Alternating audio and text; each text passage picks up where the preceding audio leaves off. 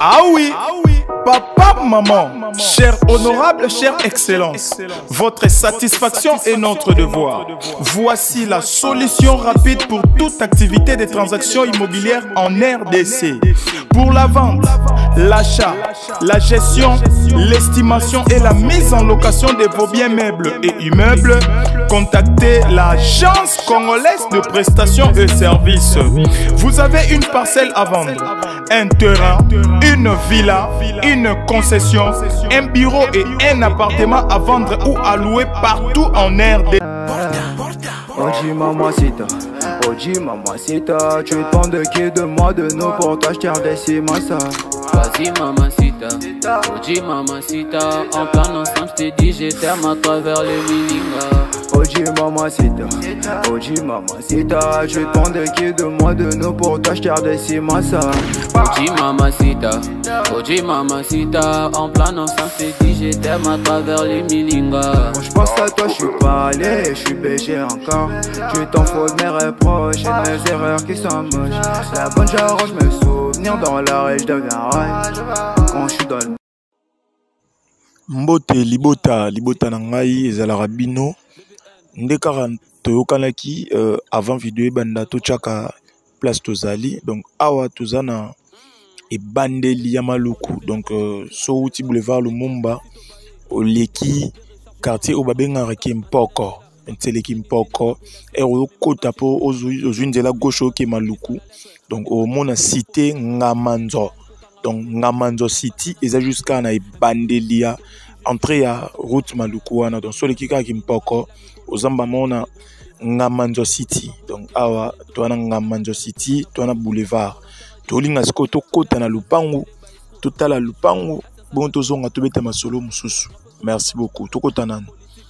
Voilà donc awa tozashiko na kati ya terrain donc atota terrain yango terrain tolo bandola sa ba limite voilà place musapier la sa mana limite za liboso wana to repoussa na bo mona ngo très bien mon ba matiti sali donc awa balona ba pondu tout ça voilà to poussani limite bandi awa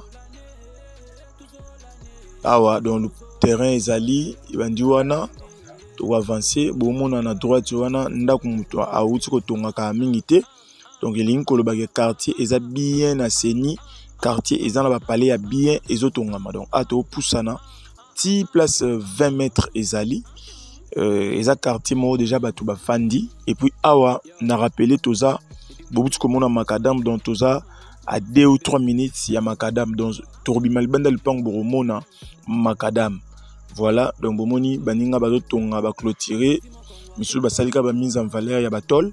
Mais au moment où tongi vraiment na sima wana pe bomoni batol ezali ndako ezali donc lupango oyo awa eza place to l'accès musapiona ti a et puis 20 mètres pour continuer ce qu'on a na longueur ils ont ça sur 20 mètres dans largeur 20 mètres longueur 20 mètres ils ont ça biso 20 sur 20 na ndenge à 400 mètres carrés donc 20 fois 20 et puis ça 400 donc 400 mètres carrés.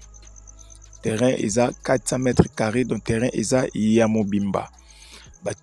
Toche yango 15 000 $ à discuter. 15 000 $ à discuter. Pourquoi? Parce que quartier est déjà habité et puis le terrain est non loin, il y a boulevard Lumumba. Donc Torobima.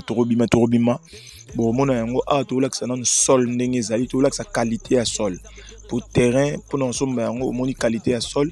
Pondu et bima donc baloni ba pondu et bima sans problème pondu bima bien matembele donc awa na biso vitamine au kokate le pont esuki awa toujours kende boye toujours poussana donc le pont est à 20 mètres sur 20 nde batiango 15 000 $. Donc awa to ana ibandela maluku na Ngamanzo City.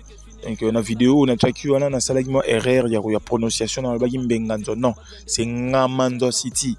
Donc sur les kekara Kimpoko ozamo bimba malamoro Ngamanzo City. Donc à partir quand il y a rond-point soit Pascal soit partout sur le lobby karake non batika na Ngamanzo areza wana Ngamanzo City to bima bomo nango RP bo tonde ko kota bomona ki donc bomoni banda ko ezali terrain eza bien encerclé. donc wana atoni to bima bomoni da to laksa da ba dernière quart ya lupango oza bomoni ba mise en valeur bat basali asko to bima venir bomoni mutuka ekota tina lupango donc mutuka vraiment tina lupango quartier za bien assaini mamutu eza bien donc mutuka awa sans problème betala la bomoni avenir za munene donc ba respecter vraiment ba avenir donc toujours bimasiko to laksa maradam esike ezali donc so to compter place to outil o to leki oza lupango ya liboso to pusani nde to pusana to kontaka to leki lupango ya liboso deuxième lupango je crois yango yo na droite awa donc to yaki na mutuka na biso mais to beta dans makolo po mutu nyonso azwa idée ya distance tiantina maradam bomoni mutuka eleki donc maradam yango na liboso na biso awa donc to leki lupango moko lupango ami balé yango yo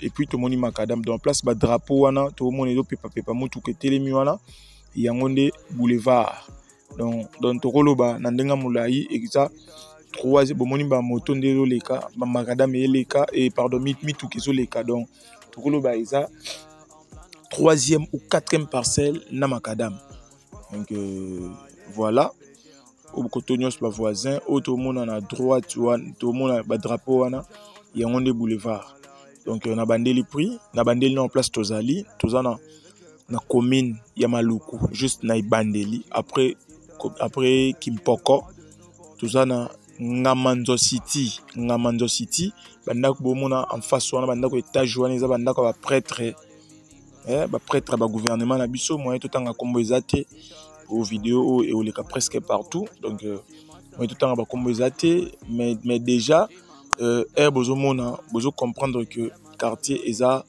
déjà na makambu nango donc mutuka tina lupango accessibilité eza bien environnement eza bien bomoni mituka désolé ka donc awa donc tozonga da place totika ki mutuka na biso so to kozwa lupango totika na mutuka mo quelque part pour to epesa biso idée ya quartier bomoni quartier ndenge ezali donc en face à makadam tala bandeko nde batongi donc mona o ba grand prêtre na biso gouvernement basomba na ngambo o batongi donc quartier za bien bomoni boulevard yango ba palais zali batu bazo vanda maramuto eza bien avenir yango wana bonne chance à tout le monde.